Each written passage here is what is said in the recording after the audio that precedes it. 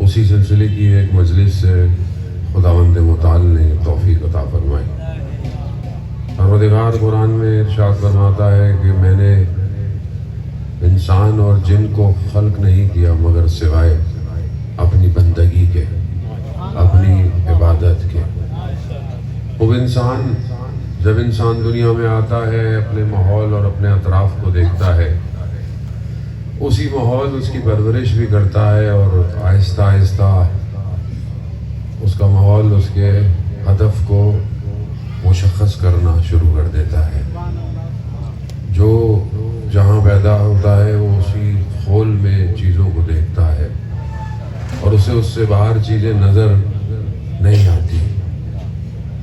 پروردگار نے ایک ایسا مقصد دیا کہ کہیں پر بھی انسان پیدا ہو اور زندگی کے کسی حصے میں بھی ہو، کام اسے بندگی کرنا ہے۔ بندگی ہے کیا؟ بندگی کہتے کسے ہیں؟ پروردگار نے اپنے طرف سے اپنے نمائندوں کو بھیجا اور ان سے بھی یہی تقاضا کیا کہ وہ اس کی بندگی کرے، عبادت کرے۔ ظاہری طور پر جتنے بھی نبی آئے، ظاہر ہے ان کے پاس علم بہت تھا، اور ان کا علم خدا کی طرف سے تھا۔ انہوں نے انسان کو ظاہری ترقی بھی دی اور باطنی بھی کمال پہ پہنچایا۔ ہر نبی الگ الگ جگہوں پر آیا اور اسی حساب سے معجزے بھی لے کر آیا۔ جو جیسے معجزے ضرورت تھے ویسے معجزے آتے تھے۔ ابن سکین نے امام ہادی نقی علیہ السلام صلی اللہ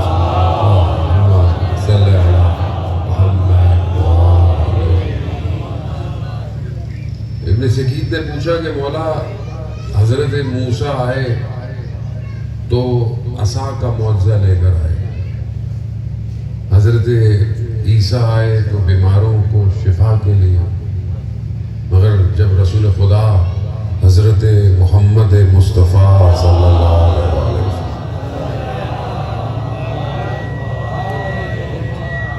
جب وہ تشریف لائے تو وہ کلام لے کر آئے، قرآن لے کر آئے، قرآن کو معجزہ کا۔ تو امام نے کہا کہ حضرت موسیٰ کا جو دور تھا وہ جادوگروں کا دور تھا، جادوگر تھے، تو ان کے حساب سے اللہ نے حضرت موسیٰ کو معجزہ دیا۔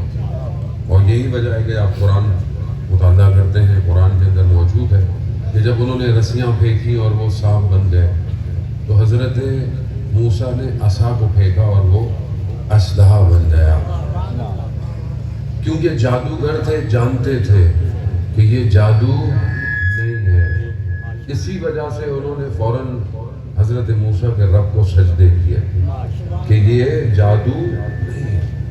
حضرت عیسیٰ کے دور میں لوگ مریض تھے، بیماریاں تھیں، اب اس وقت شفا دینا ہی خدا کی اذن سے کمال تھا۔ لیکن جب رسول خدا آئے تو عرب جو تھے پڑھے لکھے بہت تھے،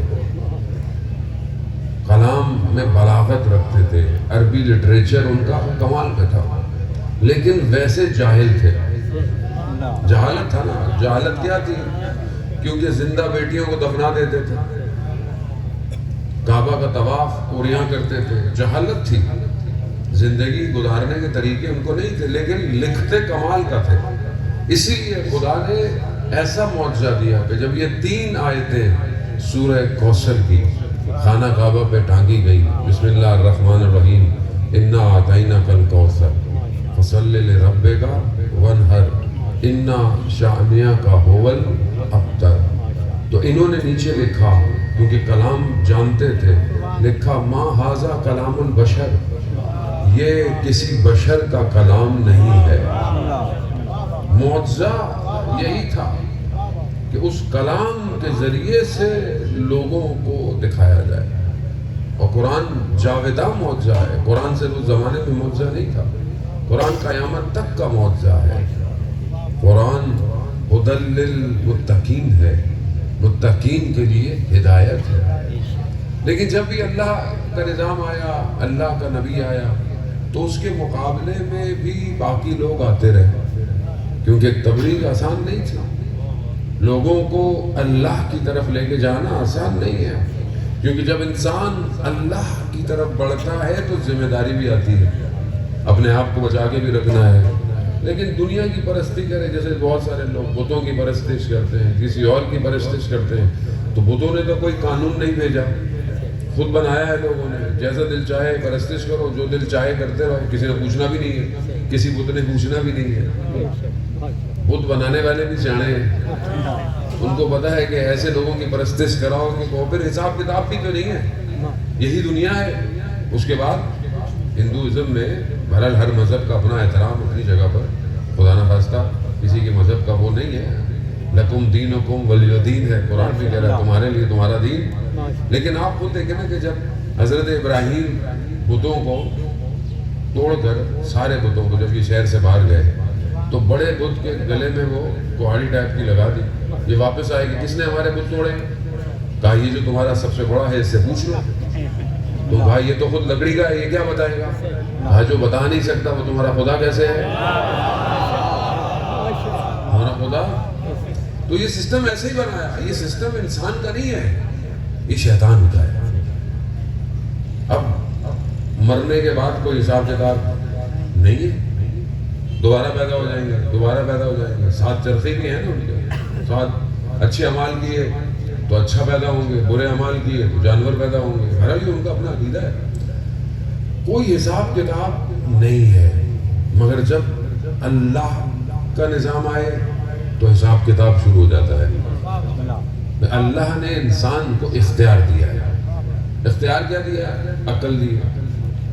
حدیث میں بیان ہوتا ہے کہ اللہ نے انسان کو 2 رسول دیے، ایک رسول وہ جو اللہ نے بھیجا، ایک رسول عقل ہے۔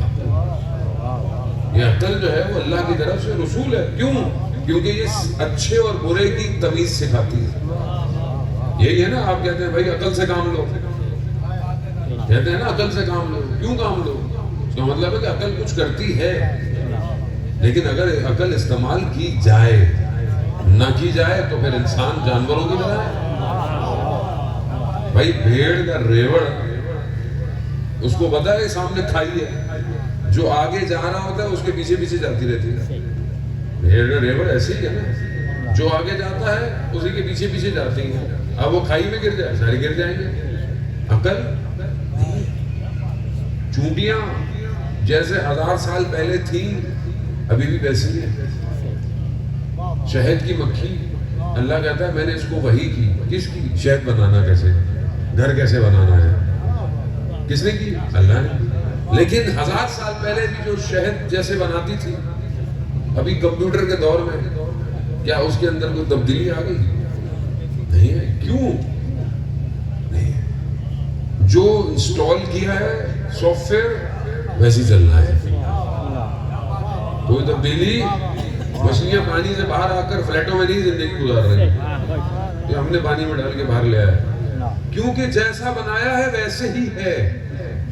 اسی لیے پروردگار نے حدیث قدسی میں ارشاد فرمایا، اے بنی آدم میں نے تمام مخلوقات کو تمہارے لیے خلق کیا، مگر تمہیں میں نے اپنے لیے خلق کیا ہے۔ یہی چیز جو عقل اللہ نے انسان کو دی ہے، یہی اس کو فرق رکھتی ہے دوسری دنیا سے، دوسری مخلوقات۔ اسی لیے اللہ نے انسان کو اپنا خلیفہ بنا کر زمین پہ بھیجا، اور شیطان اسی کے مقابلے میں آ گیا۔ قرآن بار بار کہہ رہا ہے، واقعہ سارے ہیں، بنایا سامنے آ گیا۔ حضرت آدم کو کھلا دیا جو نہیں کھلانا تھا، کھا گیا، نیچے اترا ہے، نیچے آیا، حابیل قابیل کو لڑوا دیا، بھائی کو بھائی سے قتل کروا دیا۔ پہلا قتل روئے زمین پر شیطان نے کروایا۔ انسان کو دفنانا نہیں آتا تھا۔ قابیل اپنے بھائی کو اپنے کندھوں پہ لے کر کئی عرصے چلتا رہا، اس کا کروں کیا؟ پھر اللہ نے کووں کے ذریعے سے زمین کھودوا کر دفنانا سکھا۔ انسان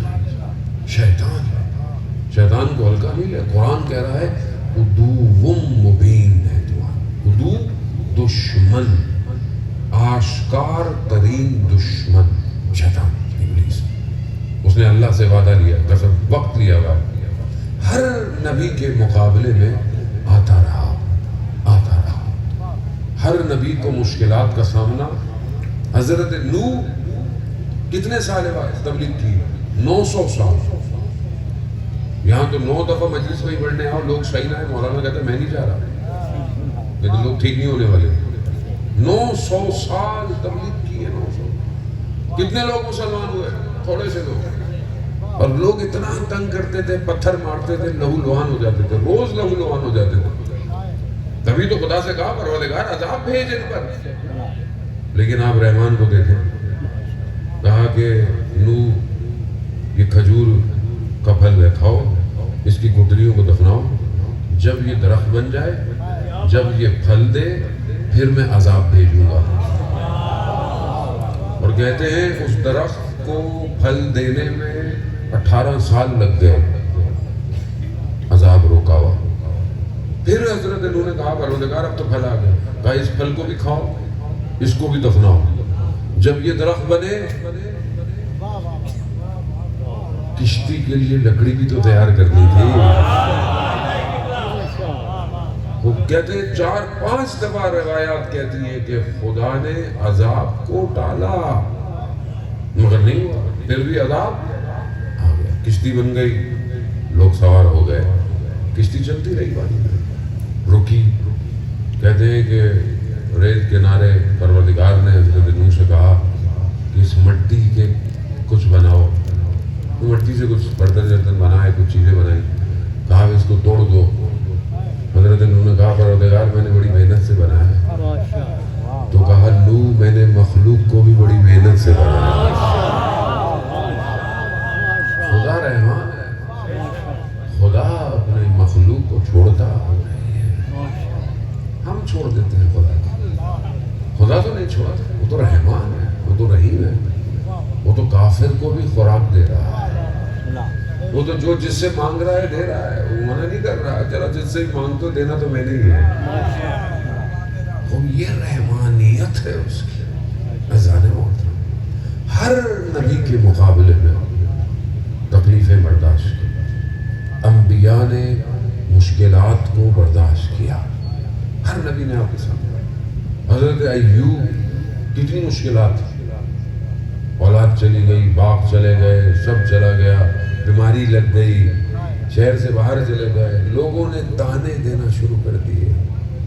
پتہ نا ہمارے معاشرے میں ہوتا ہے، کسی کے اوپر پریشانی ہے تو کہتے ہیں یار کوئی نہ کوئی غلطی کی ہوگی. اسے نہیں بولنا چاہیے. کسی کی اولاد نہ ہو، بعض اوقات لوگ تانے دیتے ہیں. بہت غلط ہے معاشرے میں چیزیں. اللہ کی مرضی ہے، خدا کا نظام ہے. اس میں اللہ کسی کی آزمائش بھی دیتا ہے، امتحان بھی دیتا ہے. وہاں حضرت ایوب اللہ کے نبی تھے، وہ غلطی کی ہوگی کیا؟ نہیں، امتحان تھا. جب سب امتحان ہو گیا اور جب لوگوں نے تانے دیے نا، تب حضرت ایوب بادل، ایک ملائکہ کالے بادل کی طرح آیا. تو حضرت ایوب نے کہا پروردگار تو نے میری اولاد لے لی، میرے باغ لے لیے، میں نے صبر کیا. اچانک سے آواز آئی ایوب رک جا. یہ صبر دیا کس نے تھا؟ صبر دیا کس نے تھا؟ خدا صبر دیتا ہے، لیکن مصیبت برداشت کی. حضرت موسیٰ علیہ السلام شہر سے باہر نکل گئے. کس طریقے سے جو ہے وہ حضرت شعیب تک پہنچے. قرآن عزیزان محترم، قرآن صرف ثواب کے لیے نہیں ہے، قرآن عبرت ہے. قرآن جو ہے وہ دکھا رہا ہے. آپ دیکھیں نا، صرف حضرت موسیٰ کے پانی بھرنے سے حضرت شعیب تک جانے میں کتنا اخلاق ہے. توجہ ہے نا آپ اس کو. کیا کہا کہ جب وہ دیکھا کہ حضرت شعیب کی بیٹیاں کھڑی ہیں، لوگ پانی بھر رہے ہیں، نہیں جا رہی، تو ان کا میں کر دوں آپ کی مدد. بھرا پانی، کہا میں لے جاتا ہوں. لیکن آپ حیا دیکھیں، قرآن حیا سے کھا رہا ہے. چلنا کیسے ہے؟ حضرت موسیٰ نے کہا کہ آپ میرے پیچھے چلیں، میں آگے چلوں گا، جہاں مڑنا ہو وہاں پتھر پھینک دیجیے گا. حدیث اس لیے تو ہے کسی خاتون کے پیچھے مت چلو. حیا سے کھا رہا ہے، حیا سے کھا رہا ہے. وہ حیا ہے. حضرت شعیب بہرحال وہاں چلے گئے, زندگی دور رہے, پھر اس کے بعد اپنے خانوادے کو لے کے نکلے, اور پھر وہ درخت سے روشنی آئی, اور پھر وہ سارا سب جانتے ہیں. مشکلات رہی. حضرت موسیٰ فرعون کے پاس, پروردگار نے کہا موسیٰ جاؤ فرعون کے پاس جاؤ. حضرت موسیٰ نے کہا میں نہیں جاؤں گا, میں بغیر اپنے بھائی کے نہیں جاؤں گا. لیکن اس کے باوجود قرآن یہاں پر بھی ایک ظریف نقطہ دے رہا ہے. فرعون کون ہے؟ دشمن پروردگار ہے, اپنے آپ کو کہتا ہے انا ربکم الاعلی, میں سب سے بڑا ہوں. اس کے باوجود پروردگار قرآن میں کہہ رہا ہے حضرت موسیٰ کو, موسیٰ جب فرعون کے پاس جانا نا تو نرم لہجے میں گفتگو کرنا. تو پروردگار فرعون ہے نہیں, میری مخلوق تو ہے. خدا آخری وقت تک ہدایت کا دروازہ کھول کے رکھتا ہے, کھول کے رکھتا ہے. اور پھر اس کے بعد حضرت موسیٰ بنی اسرائیل کو لے کے نکلے, اور وہ مشکلات سے آئی. ہر نبی کے ساتھ یہ, حضرت یوسف کے سگے بھائیوں نے کنویں میں ڈال دیا, مگر جب حضرت یوسف کے پاس سگے بھائی آئے تو حضرت یوسف نے کیا کیا؟ قرآن یہی سکھا رہا ہے زندہ کیسے رہنا ہے, معاشرے میں ایک دوسرے کے ساتھ کیسے رہنا ہے.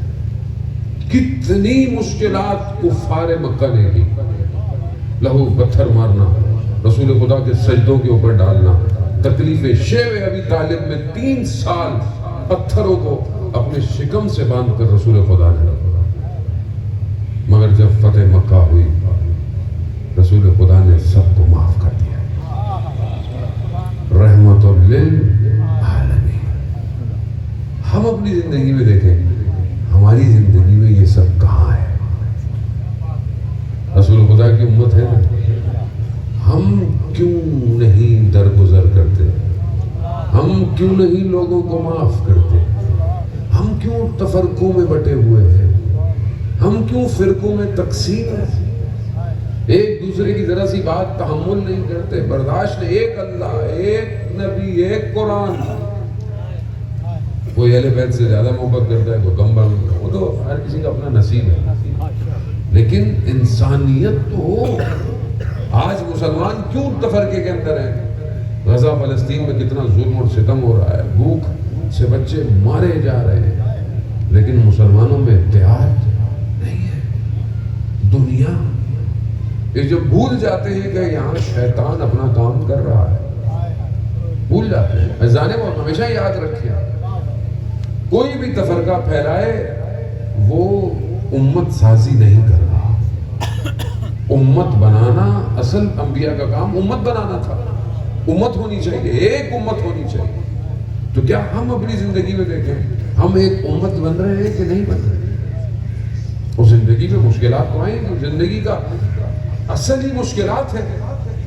زندگی ہے ہی پریشانیوں کی جگہ. زندگی میں بعض اوقات کہ مولانا صاحب زندگی میں مشکلات نہ ہوں, زندگی میں مشکلات نہ ہوں تو پھر تو جنت ہے. پھر جنت میں کیا کریں گے وہاں جا کے؟ یہاں مشکلات نہ ہوں تو سب کو برابر ہو تو پھر فائدہ کیا ہوا ہے؟ دنیا دنو ہے, دنو یعنی پستی, نیچے. اس کی خاصیت مشکلات ہے. اللہ کے نبی مشکلات سے نہیں بچے تو ہم کون ہوتے ہیں؟ کتنی اہل بیت نے مصیبتوں کو جھیلا, کتنے مصائب ہیں. کربلا کم مصیبت ہے, عظیم مصیبت ہے کربلا. اس کے بعد اسیر ہو کے جانا. لیکن بندگی خدا کی کرنی ہے. جتنی مشکلات آ جائیں خدا کی بندگی ترک نہیں کرنی. اسی کو ہم اپنی زندگی میں دیکھیں. جانے محترم, ہم اپنی زندگی میں مشکلات ہو گیا. پروردگار حدیث قدسی میں بیان کرتا ہے کہ کچھ لوگوں کو میں ان کی عبادت میں رکاوٹ بن جاتا ہوں. کیوں؟ کہ کہیں ان کی عبادتیں انہیں تکبر کی طرف نہ لے جائیں. ہوتا ہے نا انسان کو کہ میں تو ہر وقت یہ پڑھتا ہوں, میں تو یہ پڑھتا ہوں. خدا کہتا ہے میں بعض لوگوں کے لیے رکاوٹ بن جاتا ہوں. کیوں؟ کہیں یہی عبادت حجاب نہ بن جائے. ہے ایسے ہی بعض اوقات آدمی کو عبادت جو ہے وہ حجاب بن جائے. پھر پروردگار کہتا ہے کچھ لوگوں کو میں فقیر رکھتا ہوں. کیوں پروردگار؟ کیونکہ اگر میں نے انہیں ثروت دے دی تو یہ فاسد ہو جائیں گے، فاسد ہو جائیں گے حدیث ہے. اور کچھ لوگوں کو میں ثروت دے کے رکھتا ہوں. کیوں پروردگار؟ کہ اگر یہ فقیر ہوئے تو پھر میری کفر کر بیٹھیں گے. خدا بہتر کہا کچھ لوگوں کو میں بیمار رکھتا ہوں کیونکہ صحت دوں گا تو یہ مجھے بھول جائیں گے، اور کچھ لوگوں کو میں مریض ہی نہیں کرتا کہ اگر انہیں مریض کیا تو یہ بھی کفر کرنا شروع کر دیں گے. آخر میں پروردگار اس حدیث میں کہتا ہے کہ میں علیم ہوں، حکیم ہوں، میں زیادہ بہتر جانتا ہوں. اس کا مطلب یہ نہیں کہ آپ محنت نہیں کریں، صحت کا علاج نہ کرائیں، نہیں، ذمہ داری ہے ہماری، لیکن نتیجہ خدا کے ہاتھ میں. خدا کے ہاتھ. زندگی بڑی مختصر ہے، تھوڑی سی ہے. الدنیا مزرع الاخرہ، دنیا آخرت کی کھیتی ہے. آپ کھیت میں جو بیج ڈالیں گے وہی نکلے گا. گندم بوئیں گے تو چاول تو نہیں نکلیں گے. کینوں کے درختوں سے آم بھی نہیں لٹکیں گے. عقل مندی یہی ہے نا. تو جو ڈالیں گے قیامت میں وہی نکلے گا. فصل کتنی ہوتی ہے؟ کچھ 4 مہینے کی فصل ہوتی ہے، کچھ 6 مہینے کی فصل ہوتی ہے، لیکن کسی میں کام تھوڑے دن کرنا پڑتا ہے، نکلتی کتنی ہے؟ 6 مہینے، سال، 8 مہینے، زیادہ تو کوئی فصل نہیں ہے. کچھ چیزیں ہوتی ہیں جو سال میں 1-2 دفعہ بھی نکل آتی ہیں، لیکن پھر بھی آپ کہتے ہیں تھوڑی محنت کر لو. رات کو 3 بجے بھی جاؤ، پانی بھی لگا کے آ جاؤ. کیوں لگا رہا 3 بجے بھائی پانی؟ کیونکہ فصل کے لیے پانی کی ضرورت ہے. یہاں کی فصل کے لیے راتوں کو اٹھ کر کھیتوں میں پانی بھی لگاتا ہے، آدھے پانی میں ڈوب کے چاول بھی لگا رہا ہوتا ہے، مگر فجر میں اٹھ کر آخرت کی فصل کے لیے 2 رکعت نہیں لگاتا. مولانا صاحب اٹھا نہیں جاتا، نیند ساری رات جاگتا ہے، فجر سے پہلے شیطان سلا دیتا ہے. ابھی آپ کی کہیں جانے کی بس ہو، سواری ہو، گاڑی کہیں کھڑی بھی ہو، وہ بولے بھائی میں صبح آؤں گا. صبح آپ رات سو کے بھی نہیں، میں نے کراچی جانا ہے، میں نے سکھر جانا ہے، میں نے زیارتوں پہ جانا ہے. کیوں؟ سواری نکل جائے گی. اور جو ہر روز ایک سواری جنت لے کے جا رہی ہے وہ روز نکل رہی ہے، لیکن وہ کتنا رحمان ہے. بندہ فجر میں نہ اٹھے پھر بھی ڈانٹتا نہیں ہے. کوئی بات نہیں، بندہ میرا ظہر میں آ جائے گا. ظہر میں بھی پروردگار انتظار کرتا ہے، حی علی الصلاۃ، حی علی الفلاح، حی علی خیر العمل. پھر بھی میں دھیان نہیں دیتا، اپنی زندگی میں مصروف. بندہ پروردگار کہتا ہے کوئی نہیں، مغرب میں آ جائے گا. مغرب میں بھی نہیں گیا، کوئی نہیں، کل دوبارہ آ جائے گا. خدا انتظار کرتا ہے بندے کا.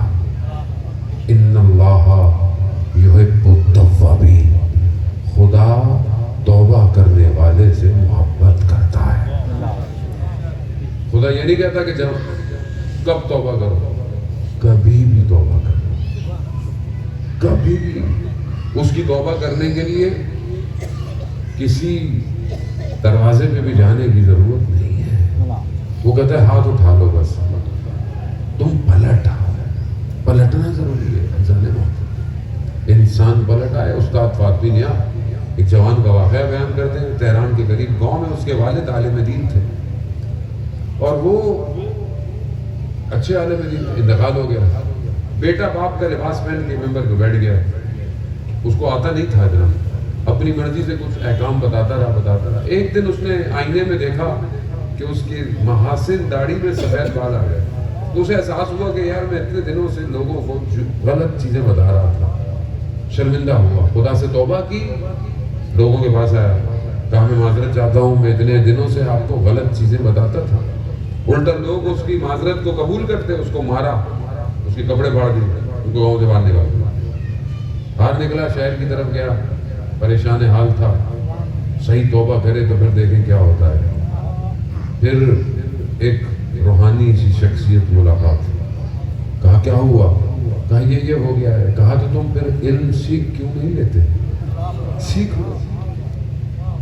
کہا کہاں سیکھوں؟ کہا مدرسے میں. گیا مدرسے میں استاد کے پاس. کہا کہ میرے پاس وقت نہیں ہے. واپس آیا مایوسی سے. پھر وہی شخصیت مل گئی. کہا کیا ہوا؟ کہا استاد سے کہو کہ ظہر کی اذان سے پہلے اس کے پاس 15 منٹ ہے. واپس گیا. اس نے کہا ہاں یہ تو ہے میرے پاس. پھر پڑھتا رہا. ایک دن پھر گیا, دیکھا جو ہے وہ حجرے کی چابی نہیں مل رہی جہاں کلاس ہوتی تھی.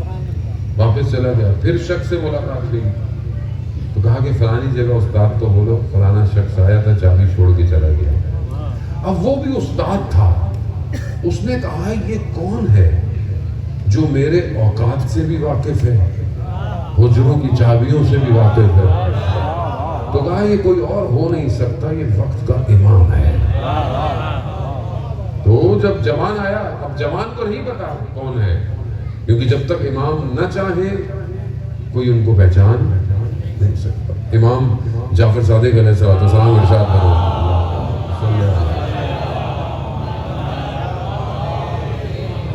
امام ارشاد فرماتے ہیں کہ جب امام ظہور فرمائیں گے تو لوگ کہیں گے ہم نے ان کو دیکھا تھا. کیونکہ امام ہمارے شہروں میں قدم رکھتے ہیں, روایات ہے قدم رکھتے ہیں. وہ جوان نہیں پہچانا, استاد پہچان گیا. استاد نے کہا اچھا وہ جو تمہیں میرے بارے میں بتاتے ہیں ان کو میرا سلام کہنا اور ان سے کہنا کبھی ہمیں بھی زیارت کروا دیں. ابھی جوان چلا گیا ان کے پاس. کہا کہ استاد یہ کہہ رہے تھے کہ کبھی ہمیں بھی زیارت کروا دیں. تو امام نے کہا کہ اس سے کہو کہ ہم ان سے راضی ہیں, جب مصلحت ہوگی ہم زیارت کروا دیں گے. اور پھر کہتے ہیں پھر وہ طالب علم کبھی نظر نہیں آیا. راز کھل جائے تو پھر آدمی غائب ہو جاتا ہے. عزیزان محترم, خوب یہ بندگی مہم ہے. توبہ. خدا بندے سے محبت نہ کرتا نا 1,24,000 کو نہ بھیجتا, اور پھر اس کے بعد اماموں کو نہ بھیجتا. یہ محبت ہے پروردگار.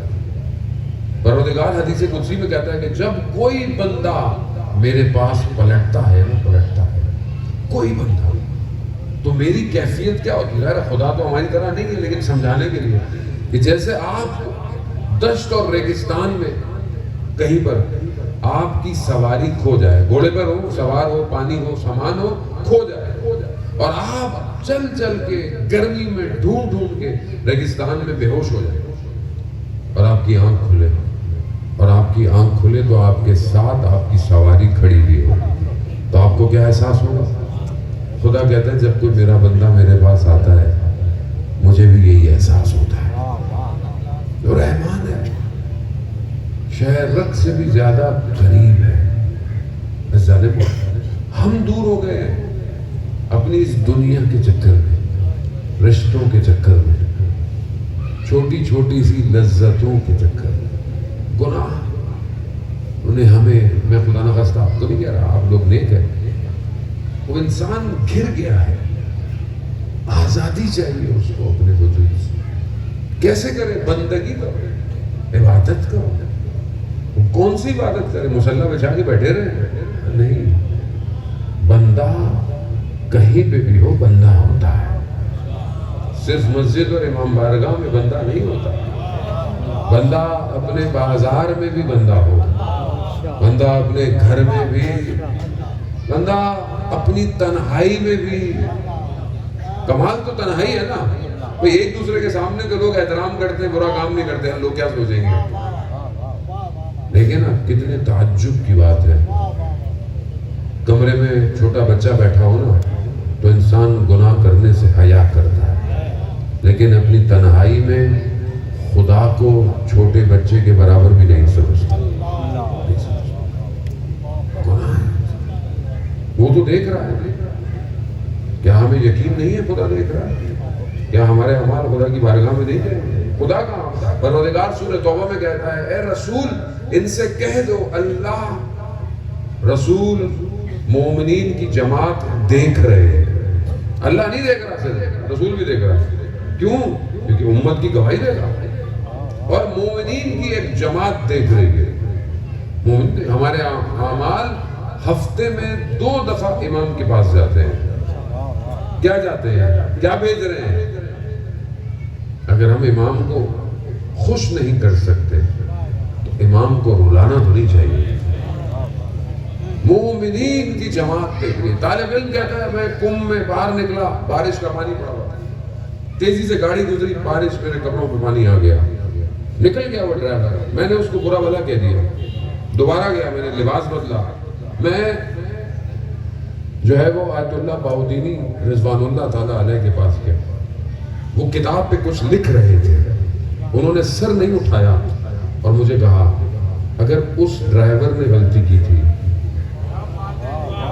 تو تم نے کیوں غلطی کی؟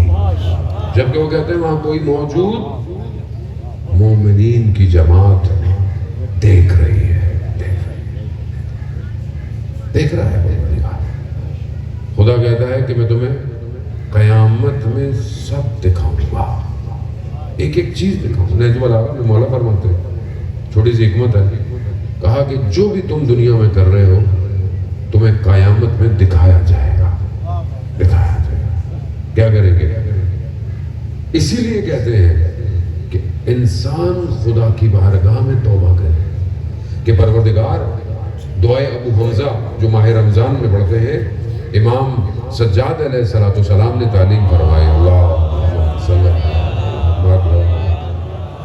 امام سجاد نے تعلیم فرمائی ہے، دعائے ابو حمزہ رمضان میں پڑھتے ہیں، بہت لمبی دعا ہے۔ اس میں امام فرماتے ہیں پروردگار تو نے دنیا میں میرے اعمال پر پردہ ڈالا ہوا ہے، مجھے تیری ستاریت کی قیامت میں ضرورت ہے۔ یہاں تو نے چھپایا مگر وہاں مجھے چاہیے، وہاں کوئی میرے اعمال کو چھپائے۔ رسول خدا گھر میں داخل ہوتے ہیں، اپنی بیٹی کو دیکھتے ہیں، بیٹی کے چہرے پر پریشانی ہے۔ کہا فاطمہ کیا ہو گیا؟ بابا قیامت کا منظر پریشان کر رہا ہے۔ کہا کیسی پریشانی؟ کہا بابا اس دن ہر چیز عیاں ہوگی، ہر چیز کھلی بھی ہوگی، کوئی چیز چھپے گی نہیں۔ کہتے ہیں حضرت جبرائیل نازل ہوئے، حضرت جبرائیل نے رسول خدا سے کہا کہ اللہ نے جناب سیدہ کو سلام بھجوایا ہے اور ان سے کہے کہ پریشان نہ ہو، ہم ان کے چاہنے والوں کو، بی بی اپنے لیے تھوڑی پریشان تھی تو ہمارے لیے پریشان تھی، کہا کہ ہم ان کے چاہنے والوں کو قیامت میں نور کے دائروں میں رکھیں گے۔ کمال ہے۔ تبھی تو بی بی نے فرماتی ہے، حدیث قرآنی ہے، وقت پر تھوڑا سا رہ گیا، بہرحال مجھے حیدرآباد میں پہنچنا ہے، جانے محترم، حدیث قرآنی، بی بی نے فرمایا نا کہ میں جب امام حسین نے روزہ رکھا تو سب نے تحفے دیے، رسول خدا نے، امام علی نے، بھائی حسن نے، بی بی نے بھی دیا۔ کہا بیٹا میں جنت میں نہیں جاؤں گی جب تک آپ کا عزادار نہ جائے۔ کریم خاندان ہے، کوئی اور در نہیں ہے، در یہی ہے، یہ در کسی کے لیے بند نہیں ہوا۔ 6 مہینے تک رسول خدا دروازے پر آ کر سلام کرتے تھے، السلام علیکہ یا اہل بیت النبوہ، مگر امت نے اسی در کو جلا دیا۔